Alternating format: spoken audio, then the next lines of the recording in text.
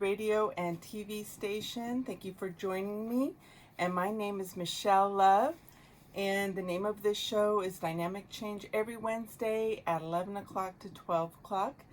And what I do is I am a certified wellness coach, self-defense instructor, fitness trainer, and I have a degree in psychology. And I use my background within all of these ways of approaching wellness to talk about how we can break down emotional patterns and use psychological tools to bring more wellness in our lives. And sometimes I talk about just physical wellness, the different layers of wellness, because we're pretty intricate as people. So I hope your day has been absolutely amazing thus far. And it's getting pretty cold outside. And so if you need more information and would like to know a little more about me, you could always go to my website, which is dynamicchangewellness.com. I also upload all of these shows onto my YouTube station, Michelle Love with Dynamic Change and Wellness. So today, I would like to discuss how we can heal anxiety patterns. And so when I do this show, I like to create an imaginary person.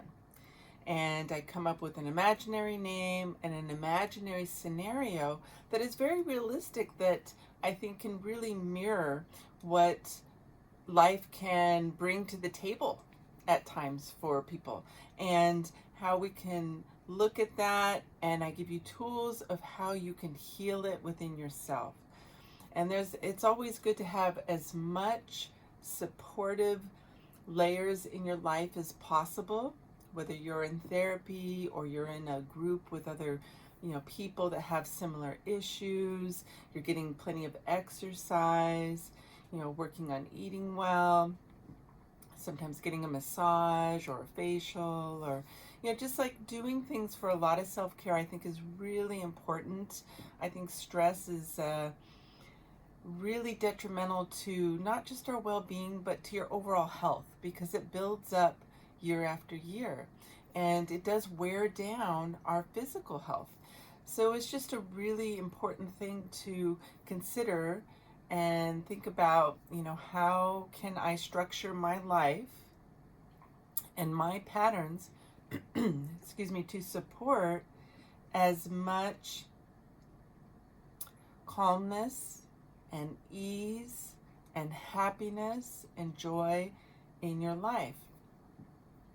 So what I would like to talk about today is anxiety patterns.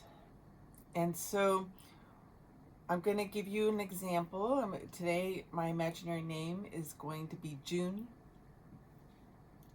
And so June has noticed that she has a really frequent anxiety-like scenario that exists in her life, where she feels really triggered. It really triggers her anxiety within herself. So my imaginary person, June, we're talking about how she can heal this anxiety pattern she notices gets triggered regularly within her life. So June notices with her partner that she tends to not organize her time really well, and that she will often run late. And she doesn't know how to fix this, and she's noticed that she gets a lot of anxiety when she cannot organize her day or organize the plan for her day in a way where she's not feeling pressured or kind of late and showing up late to her partner. And she doesn't want her partner to get upset, and it's quite a big issue for June. And so June's noticing that when she's running late, that a lot of anxiety comes up for her. And so I think it's really important for June to kind of consider, so when we are feeling like an anxiety pattern, when our emotional baggage gets triggered, I think we often think of, we project it out into our environment, and we kind of register that anxiety in reference to the environment, the situation, the other person, whatever that dynamic is, rather than going inward and saying, you know, I have this pattern come up regularly. I have anxiety that comes up with this pattern regularly. And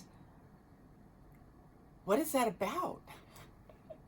Right? I mean, it's really, I don't mean to make fun, but life is like that. We tend to have these habitual, and I think they're very subconscious layers to our behavior and experience. And sometimes we really don't realize that we are acting out an unconscious, a subconscious pattern. But the key to noticing this and changing it and healing it is realizing that, like, the anxiety, the strong emotion that comes up is the clue. Because we want to heal it, we want to solve it. So when you have a clue of, wow, I have a lot of emotion come up around this particular situation, it regularly comes up for me. So what I'm going to talk about today is how June, this imaginary person I made up, can heal this anxiety pattern that she notices gets triggered in her regularly within her life, or frequently. Okay? So June notices that when she's running late and she has set up the situation, it's almost like sabotage, right? She's set up a situation where she had a commitment with her partner of coming home at a certain time, and it had to do with dinner and maybe going somewhere after she came home from work. And work ran late that day, and then she had someone else that her friend that she wanted to be able to call, that's dealing with the death of a relative and things like that. And June is noticing how pressured she feels. And June's driving home from work, and she's feeling this guilt with her anxiety. She's feeling, stressed out as she's trying to drive and deal with the traffic.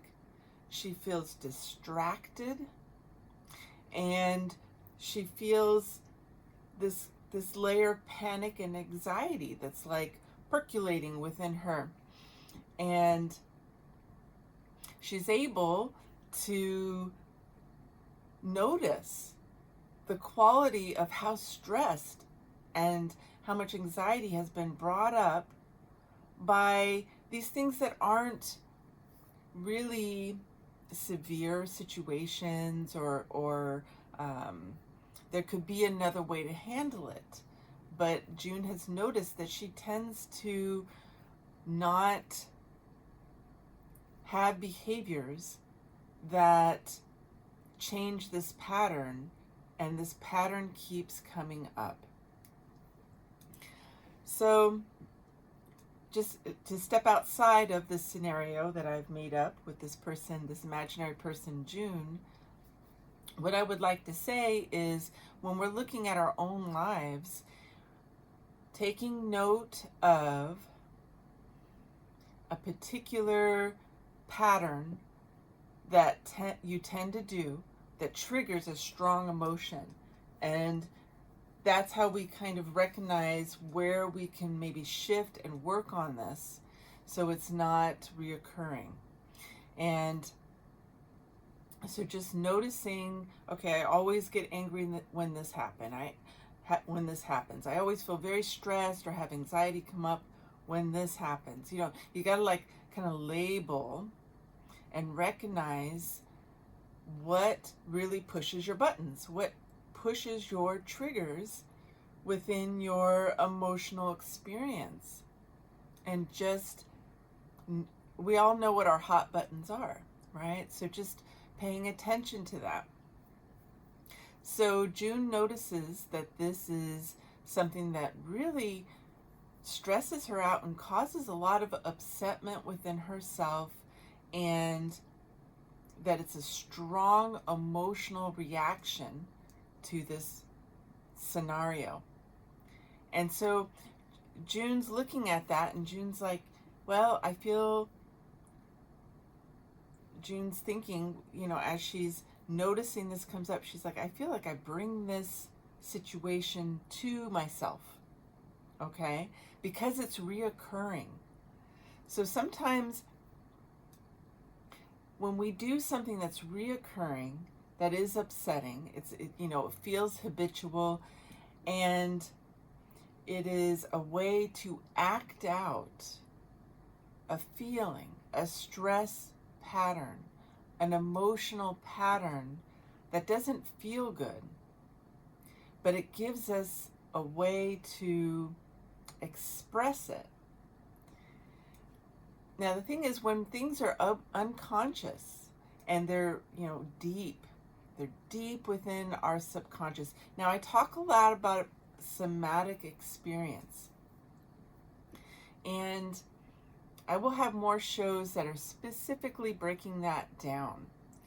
And so trauma is, and there can be like, it's a spectrum. There's different levels of trauma, and you can also describe them as emotional wounds, things that were really, you know, too stressful to kind of process fully. So they end up, trauma is this unresolved emotional experience that didn't get completed, get resolved, get that release of, okay, I can resolve that. I feel safe now. I feel like I can emotionally come down to a regulated space. You know, so trauma is about the spectrum of unresolved experience within our nervous system. And so it can be something that may not seem extreme. So June doesn't feel that something terrible is going to happen, but it's still a high level of stress that she notices is this repetitive emotional pattern she's acting out. And we get so numb to our patterns, right? But she's noticing, wow, I feel quite upset about this. And why do I feel so upset? Or why do these feelings of this feeling rather triggered and upset about just running late and the communication around it and how the other people are going to feel about that?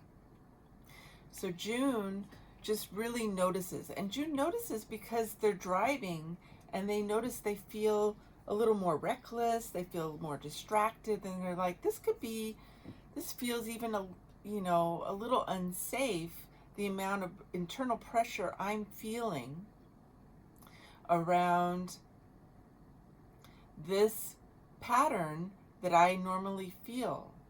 And so that's what's the aha moment, where June's like, this affects my driving. And there's like this layer, because it's driving, this layer of feeling unsafe that gets triggered as well. So to heal this level for June, this is a level of trauma on a spectrum, okay? The spectrum of trauma that was not healed from the childhood. So June's, I'm going to make up an imaginary childhood experience to explain June's pattern here. And again, my name's Michelle Love, and you're listening to Dynamic Change on KPCA-LP in Petaluma. And I'm making up this imaginary scenario for this imaginary person named June. And she's noticing this anxiety pattern that was so deep within her being, deep within her subconscious, that was a trauma response from the childhood that she keeps playing out within her life. And so she notices that she creates a situation, because this pattern in life, I think people in general, and I'm giving you this example, June projects this pattern out into her environment and the people she's interacting with, and that she's thinking that she's just responding to the environment, to the situation, to the people, rather than realizing that she tends to create this pattern, and there's a lot of emotion there that gets triggered every time this situation gets triggered within her life. So it's a pretty big deal. So June's in the car and she's realizing there's all this stress that's affecting her driving, and she's dealing with kind of evening traffic, right? So there's kind of a lot of traffic, and she's just noticing that there's this level of anxiety and panic around how people are going to respond to her running late. So June's like, wow, I don't know what this is, but I realize how upset I get around this, and it doesn't seem equivalent to really match the situation. And she's thinking, I think that I need to look at this. So June's, thinking about this, and June says, okay, I'm gonna go home tonight and I'm gonna journal about this. So she goes home and she starts breaking it down. And she says, okay, when I run late and I create a situation where there is a time pressure with these other people, okay? So again, June, communicated to her partner, I'll be home at this certain time, and then we'll do dinner at this time. And so there was like this plan. And then she also had a friend that was going through something really difficult, and she was going to, planning on calling that friend and talking about, whatever her friend needed support with, because they were going through something really intense. And so there was like this pressure, and June noticed that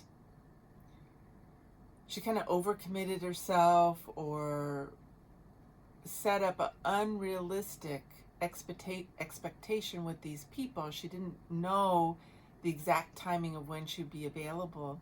And these could have been remedied. But instead of trying to solve the situation to kind of undo it, or just let them know that, work ran late, or trying to find a solution to not cause stress around the situation, June realized that she let it play out because she felt pressured at work, and there wasn't a whole lot of space for her to feel like she could stop the moment and maybe take a break and maybe check in with these people to take care of herself. And then at the end of the day, she's running late. She's already feeling like she's let people down. She's already feeling like, like she feels like she's not being the best friend or the best partner, or she screwed up again, right? So June has all this like negative feelings and stress, stress about, herself, stress about the situation. and it's this really intense buildup. So she's writing this down and she's saying, okay, the feeling that June is feeling, she writes down, okay, this is this scenario. She writes it down and she says, I feel like I'm not good enough. Ooh, that comes up. So she feels like she's not good enough when this pattern comes up. Okay, another thing, she goes, and I feel like I can't do it right. That's really powerful. So these are beliefs. These are like mental and emotional beliefs that June's articulating that are really deep from the childhood. And she's going, okay, I feel, that I can't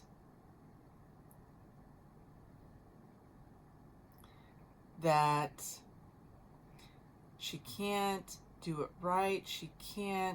She's not feeling enough. She's not feeling good enough. She's not feeling worthy of maybe taking a breath and stopping the situation for her own level of stress. She's feeling that she has to walk on eggshells. She's like, wow, I feel really, really stressed. I feel this internal pressure and anxiety with this scenario. And she's realizing, I create this scenario because she doesn't feel worthy enough to make her energy, her experience the priority. She's prioritizing these other people, her mate and her dear friend, and rather than checking in with herself and saying, you know what, that day at work has so much going on, it's probably going to be hard to predict how that day is going to flow and exactly when that day is going to end at work, because there's potential for it to kind of drag on or shift or change that day. And she's been playing phone tag with this friend, and maybe she needs to tell the friend, like say, I really love you, or find something they can say to the friend that they can send them a message and say, I realize that we've been unable to connect and you're going through a lot, and I just want to tell you how much I love you, and I know that you're going to be able to, just make it through this situation. Like maybe say what they need to say and put that love and that support out there for their friend when, sometimes you play phone tag with someone forever, right? And June could find that kind of healthy container or conclusion, resolve that issue rather than letting that stress continue.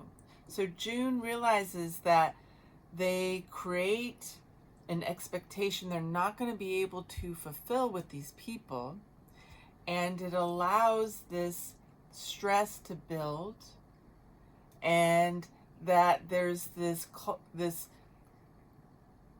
getting to the end of it where all of a sudden June's like, wow, okay, so what else is going on here? So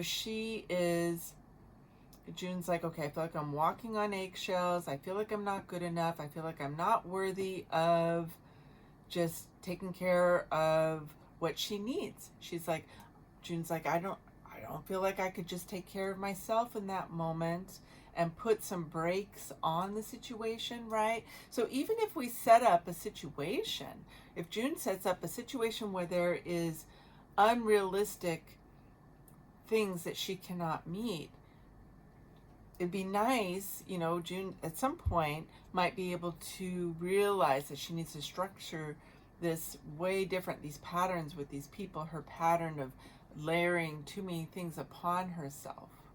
But until she gets to that point, June could be like, I could stop it now. I can take a break. I can think about, tune into, this is going to cause stress later. June could be like, this is going to cause me a lot of stress later if I don't start changing this situation. So June's just really making this list of articulating as many feelings and beliefs as possible that are underneath this anxiety, this trigger of anxiety that is here for June, with this pattern that June regularly has in their life.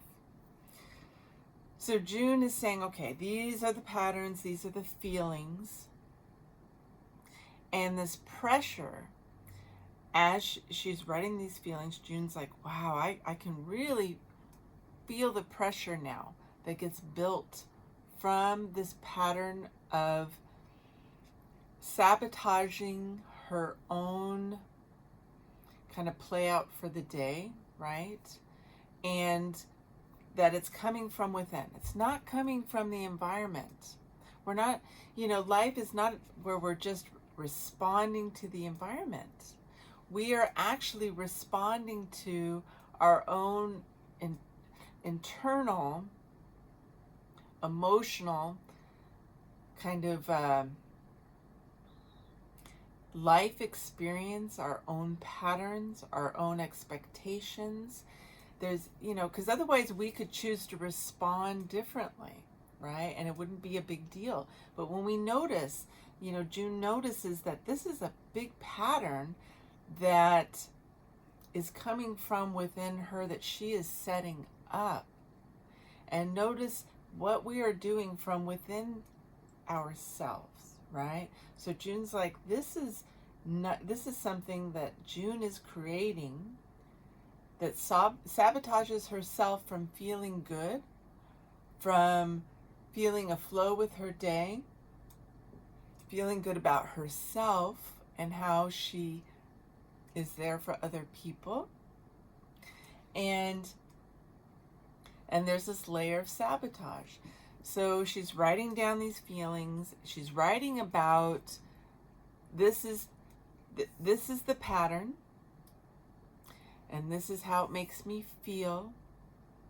This is why, these are the beliefs that come up when I think about these feelings. And she's thinking, okay, where does this come from? Now, June grew up in a family where there was domestic violence. Now, the definition of domestic violence, and I always share this with people because I think this is very, very, very, very few people actually know the definition of domestic violence. And I took a whole course on this, on domestic violence. And I think it's a really powerful thing to get educated on, because I think it's a very significant pattern within our society and even the world.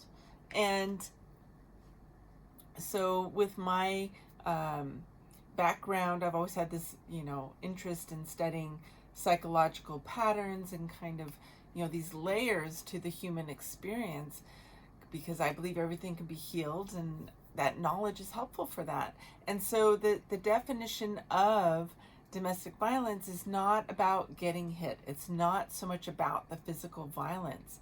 It's about the emotional pattern. The definition of domestic violence is someone using their anger to control others.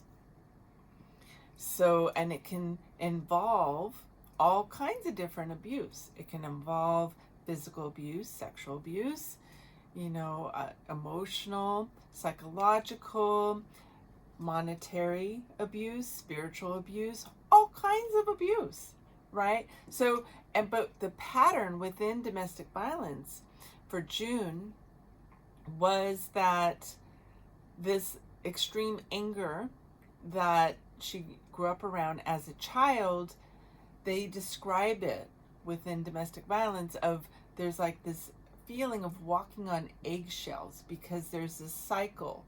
It's called the power wheel, that the control wheel is what they call it. But it's about how power is expressed within that relationship, right? That family structure, or whatever the people involved are. And there is this feeling of walking on eggshells because the pattern leads to this expected expression of anger, getting in trouble. That is this buildup, right? So June grew up with, let's say there was physical violence, but there's this whole, that was within, what she experienced from the parents. So within this dynamic, whoever the abusive person is, there is, they call it the honeymoon phase, where, right after the violence, there's this, like, often the abuser will be like, I'm sorry, I won't do it again, because the abuser got this release of pressure, okay? So they got this release, they got to act out, and so there is this, for them, this culmination, this ending point, this release of the pressure of the rage. So they got to act that out. There was physical violence, and then there's this honeymoon stage of things feel better for a period of time. Sometimes they're repentive, sometimes not, but the thing is, there's like, okay, that's over with. That the abuse, it was expressed, and there's almost like this, relief, this small period of relief. Okay, so June grew up with this. So there's this small period of relief that June got after there was, she was hit, right? And then, so the abusive parent, there's going to be this buildup again to the next rage expression, this anger expression. Okay, so as that is built up, there is this expectation. June knows that there is this buildup to the rage, to the abuse, and this whole pattern goes around again. Okay, so when they talk about the control wheel, with, if you go to the support, the support nonprofit, I think they do such amazing work. I think they're called YWCA. I've talked about them before in my shows about domestic violence. They are so wonderful. I'm so grateful that they are there for people, to educate people, but I just love this information that we can look at this and really learn how to change this within our society. But they talk about the control wheel.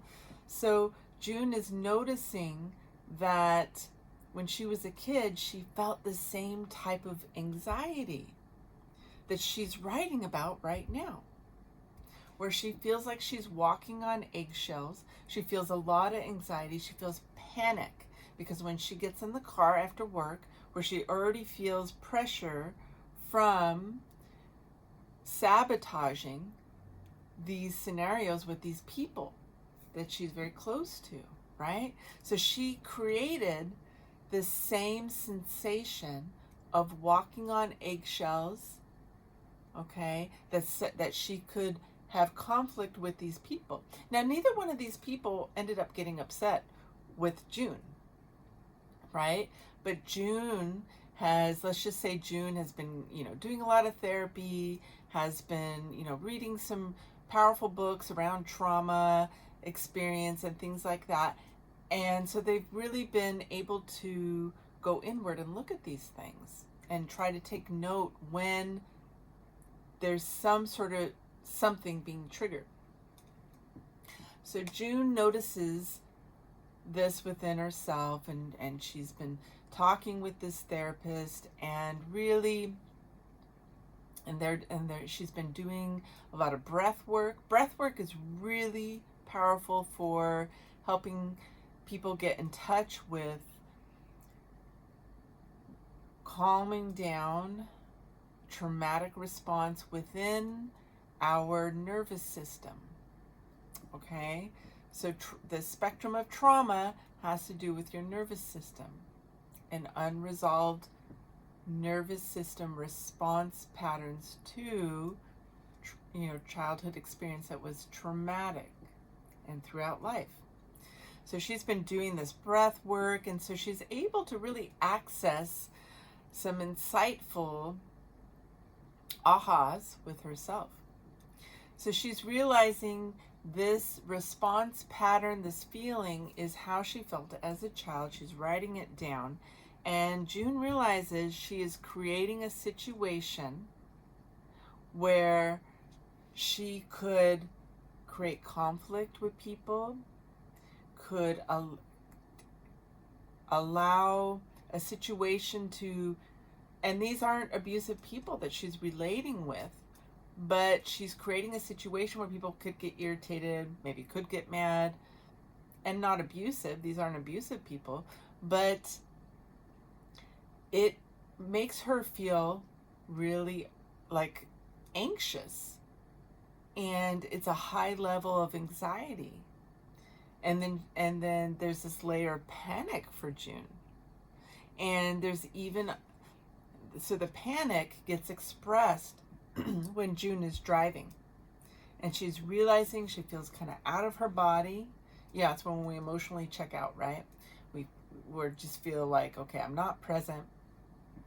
And that's dangerous. So there's this danger quality that gets added to this scenario that was created. And June's like, and then I didn't feel safe driving. So these are really powerful, powerful things for June to notice. June is noticing that the extreme kind of playing out of this trigger from the childhood like climaxes with June actually even feeling physically unsafe with her driving or with her ability to respond to the traffic. So it's a big deal. Okay, so again, you're listening to Dynamic Change. My name is Michelle Love, and with this show here that I do every week on Wednesday at 11 o'clock on KPCA-LP in Petaluma, a free-range radio and TV station, is I give you imaginary experiences that I make up with an imaginary name to show you how we can heal traumatic experience, how we can start being aware of certain things that are causing us stress, and give you psychological tools for resolving these things. So my imaginary person June has been journaling. They've been writing down. They have connected this pattern that they tend to create regularly, frequently within their life, and noticing the emotional quality is huge that comes up. And the emotional quality that they are creating is this feeling of walking on eggshells, which is described within the control wheel of the power structure within domestic violence experience. So that the person that's on the receiving end of the domestic violence pattern goes through this walking on eggshells, expecting the abuse to come, the rage to come, So this is a really powerful thing for June to be looking at. And so June, she's been studying, working with this therapist, and therapist is like, work on doing this breath work. So June is noticing when they get home after this experience, they've done this journaling, they kind of apologize to the mate, sorry I was running late, this is what happened, and they called their friend and left a message and said, I'll talk to you later, I love you, and they're going to do some breathing.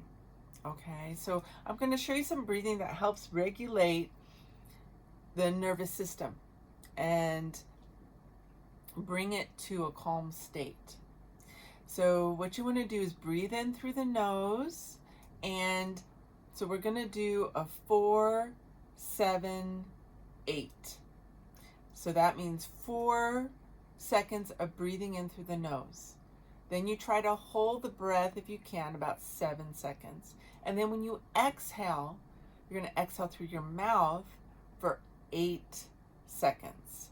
And this is a useful tool for regulating the nervous system or within your body. Okay, so breathing in, you can do this with me now. Breathe in through your nose 4 counts.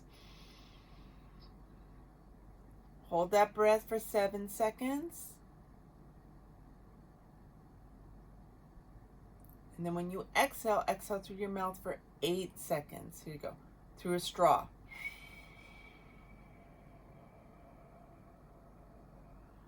Again, breathing in 4 counts. Hold for 7 seconds.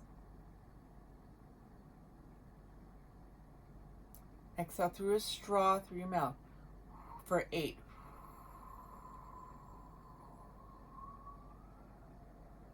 One last time. In for 4. Hold for 7.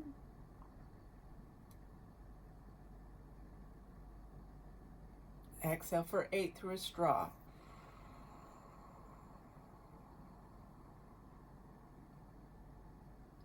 And then she's going to do another technique the therapist taught her for regulating the nervous system, hugging herself. Okay, so wrapping both her arms around her. That's so sweet. You should try this. Try this with me now. This is a good thing. So hugging yourself and just kind of, pat your shoulder, rub your arm. Like feel this kind of, just someone, it's like being tender with yourself, being supportive with yourself. And holding on, breathing deeply, holding on to your shoulders, you're hugging yourself. And doing that, taking some deep breaths. And then another one you can do is gently tapping the body. It really allows you to feel in your body. So just kind of gently with your fingertips, tap around your body. Tap your legs. You can do this with me now. Tap your chest. Gently on the belly, the arms. You can tap the top of the head, is really powerful. Forehead very gently. It's relaxing. You do the forehead really gently. Sometimes I like to do gentle little circles with my fingertips on my forehead, and that relaxes my mind. And another one is you can put one hand on your heart, another hand on your belly, and do that breathing. Let's do that. Do that with me now. So you breathe in for 4. Hold that breath for 7. Exhale for 8 through a straw.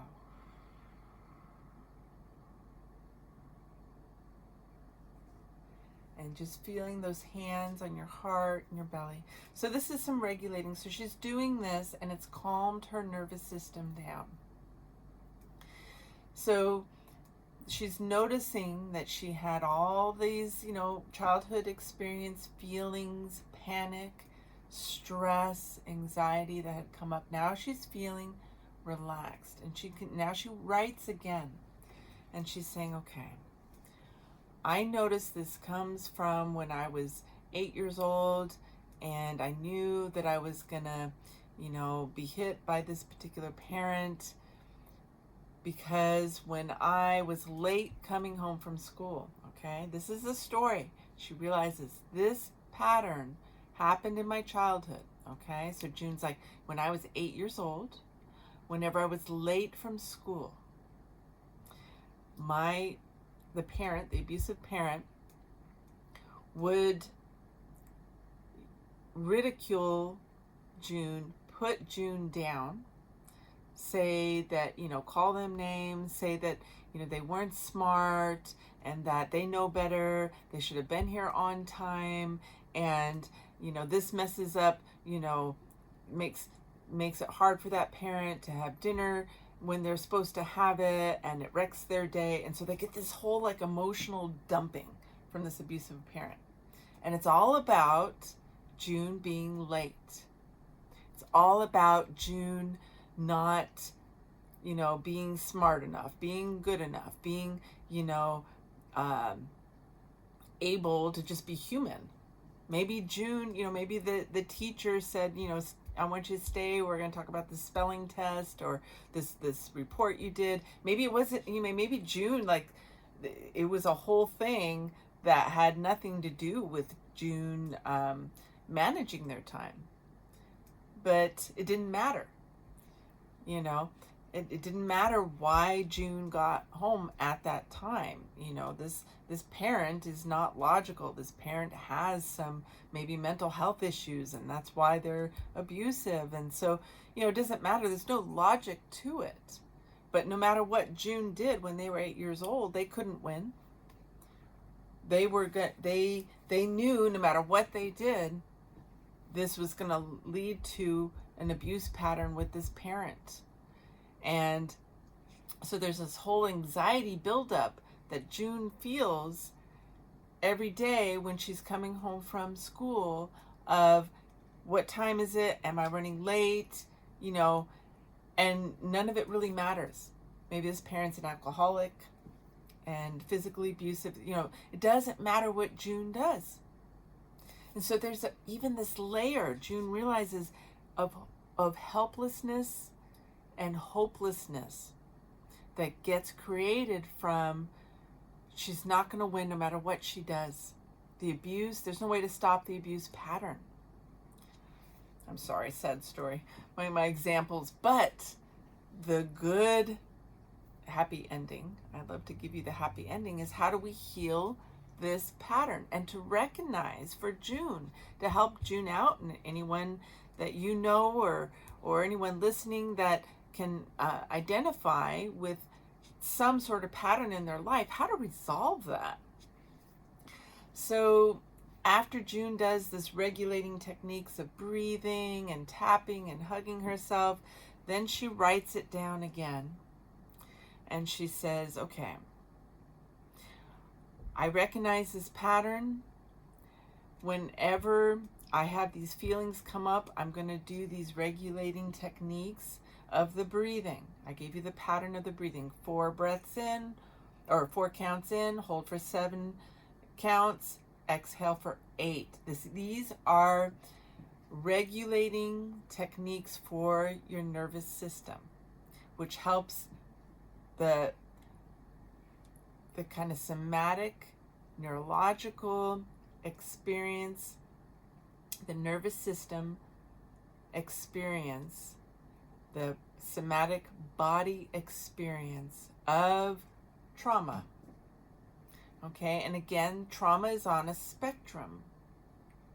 And when we have unresolved experiences that were on that spectrum and were traumatic to varying degrees, we have this unresolved experience of our nervous system within our body, that's stored in our body, that gets triggered. So, and it creates this experience, this anxiety, this trauma response.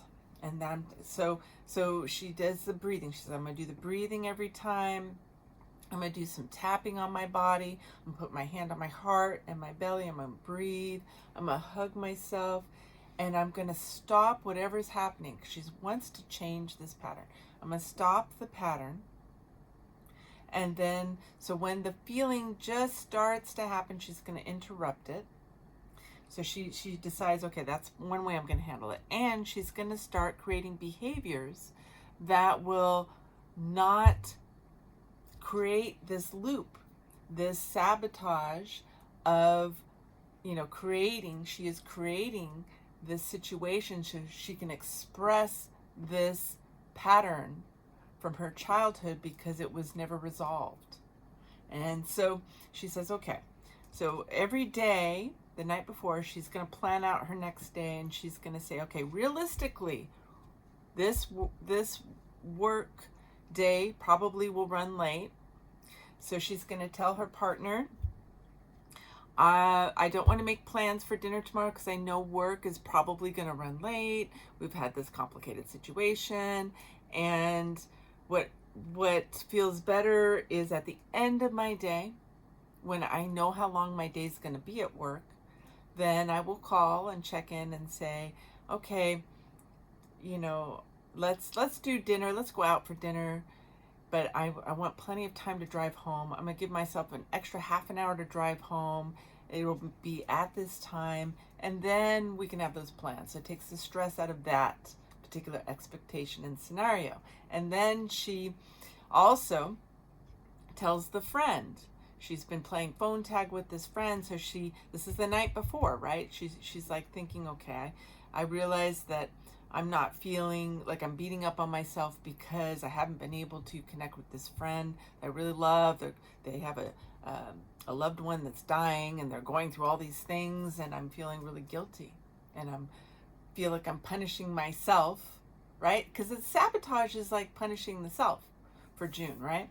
So June is like, okay, what I'm going to do is I'm going to send a message to my friend now, even if it's just a text, that gives it some conclusion so she doesn't feel pressured, like this open-ended situation that's unresolved. And she says, look, I'm so sorry. I feel like I haven't been available, and we're playing all this phone tag. I know you've been going through a lot, and I just want to say I love you. And, my heart is with you. I know how strong you are. I know that you are going to be able to handle this to the best of your ability, and I believe in you, and when the timing is right, we will have that time. But just know I'm going to send some love from my heart to you now, and I really, really love you so much. And when I am able to connect with you, I'm going to give you a big hug. And then you send, the heart emoji or whatever, you do that phone call and you put it out there where you're sending that loving, supportive container, right? So June can send that loving container. So even though she's not able to actually spend time with her friend, they keep playing phone tag, but she's given it a little conclusion rather than trying to hold herself to a standard of,